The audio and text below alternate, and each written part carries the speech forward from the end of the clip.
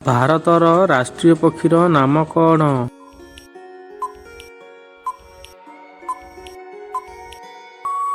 ସଠିକ୍ ଉତ୍ତର ହେଉଛି ଅପସନ୍ ବି ମୟୂର। ଓଡ଼ିଶାର ରାଜଧାନୀର ନାମ କ'ଣ?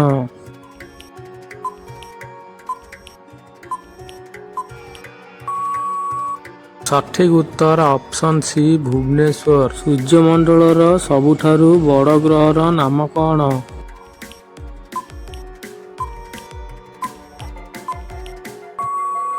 ସଠିକ୍ ଉତ୍ତର ଅପସନ୍ ଡି ବୃହସ୍ପତି। ଜଗନ୍ନାଥ ମନ୍ଦିର କେଉଁ ଜିଲ୍ଲାରେ ଅବସ୍ଥିତ?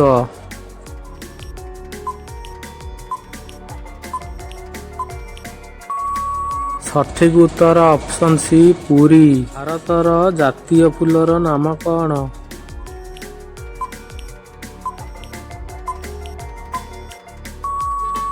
ଆପଣଙ୍କର ସଠିକ୍ ଉତ୍ତର ହେଉଛି ଅପସନ୍ ବି ପଦ୍ମ। ଭାରତର ଜାତୀୟ ପଶୁର ନାମ କ'ଣ?